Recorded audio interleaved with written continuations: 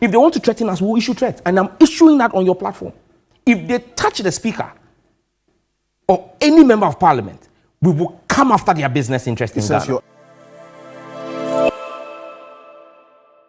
When Uganda passed its legislation in March 2023, they carried out an economic and financial assessment of the law that was passed and determined that it had no consideration on the economy of Uganda. And Uganda's economy is just worth 53 billion. Ghana's economy is 78 billion. Unless and until anybody can show us what the financial and economic implications of this bill are in an adverse manner to Ghana's government, the IMF statement in itself vindicates my position. Their action in Uganda, after Uganda passed a bill that punishes the same thing we are punishing with maximum 3 years, with death, they went ahead to say, this is your matter. And you know why? Because I've always made the point. The IMF in their statement say diversity and inclusion. There are values that the IMF embraces. Good. Now, diversity and inclusion as values mean that you respect and accommodate all shades of opinion. Indeed. Be they straight or gay. Are you considering and respecting the views and opinions of the gay community? I am not the IMF. That is the IMF. And so that is why the IMF cannot punish Ghana for taking a position as a sovereign state that we are a straight nation. How far can you If we say, let me just land on this point. If we say we are a straight nation, the IMF will work with us as a straight nation. If another country or another entity comes and says they are gay, they will also work with them. But the IMF cannot say that because you are straight, I will not work with you. Then that will mean that the IMF is a part of the gay lobby. And the IMF says they are diversity and inclusion oriented. So diversity means they work with people who are straight, they work with people who are gay. Why? Is it everybody who works at the IMF? From the executive director of the IMF, are they all gay people? No. You talk about Ghana being a sovereign state. I mean, how can we push this? How far, in fact, can we push this sovereignty argument when we go cap in hand begging? When our sovereignty has limitations financially and economically, and that's why we're subservient to these institutions that would tell you this. So you're talking about the sovereignty of a state that cannot flex its financial muscles. How far can you go with that? Alfred, it brings me to the question of why are we even with the IMF? It's simply because the same people who are blackmailing us and telling us that we won't get money from the IMF superintended over the worst decline of our economy. The finance ministry is responsible for managing the finances of our state. The president is responsible for ensuring the sustainability of our economy.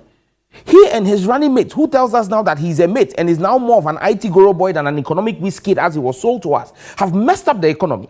And after messing up the economy, they have the effrontery, the temerity to look you and I in the face and tell you that we have messed up the economy so bad, we need to mortgage the innocence of your children and my children and the children of Ghanaians for $700 million a year, because the 3.8 billion is over 5 years.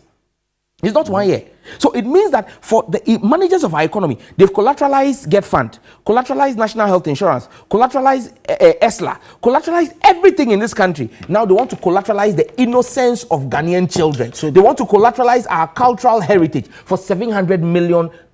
It's a shame. Look, until and unless we begin to assert ourselves and own the levers of Ghana's economy, we cannot continue. The president is the one who said Ghana beyond AIDS. He said Ghana beyond AIDS. That's the reality we're dealing with right now. So this is a fantastic opportunity. The sovereignty of Ghana, and that we should uphold our sovereignty. We are begging. We are begging because even at a time where our central bank declared bankruptcy, literally declared bankruptcy, where Ghana as a state is bankrupt, we are not paying any of our external obligations. We are asking foreign lenders to Ghana to take haircuts. We've given haircuts to pensioners in Ghana. The Bank of Ghana has made a loss of 60 billion, unheard of in the history of Ghana. At that time, the office of the president has increased the budget allocation to the office of the president. So it is the irresponsibility of the leaders of our country.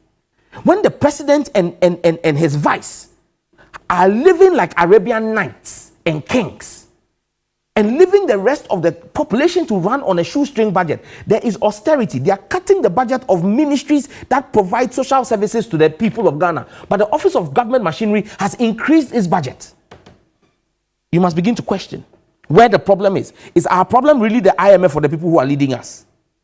Well, the IMF is saying that, well, for as long as we continue to rely on them for help, their internal policies prohibit discrimination based on personal characteristics, including but not limited to gender expression, or sexual orientation. And I've said to you, with all of this same thing, they've just released $120 million to Uganda. So except the people who are interfacing with the IMF on behalf of Ghana are actually the ones pushing this gay agenda, the IMF will respect the sovereignty of a state.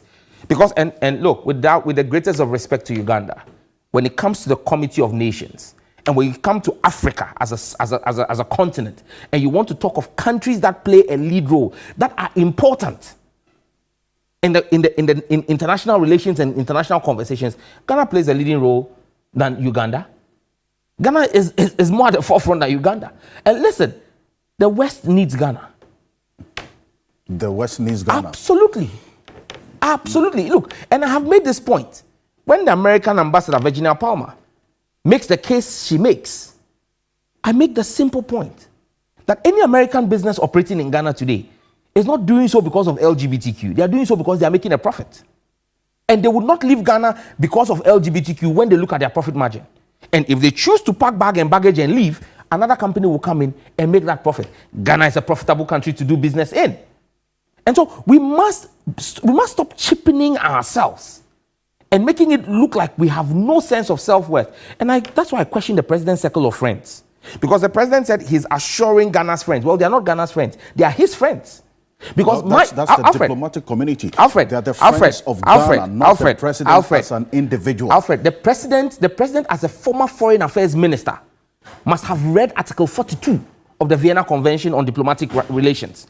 Article 42 prohibits ambassadors of foreign missions in Ghana from doing what many of them are doing. Which is, what have they done? Which is involving themselves in local politics. But you know what? Kwame Pianim, a respected economist, says that if the IMF has to take any decision at all when it comes to this anti-LGBTQ plus bill, which you, members of parliament, have passed into law, it should be targeted at you, the MPs, for taking this decision.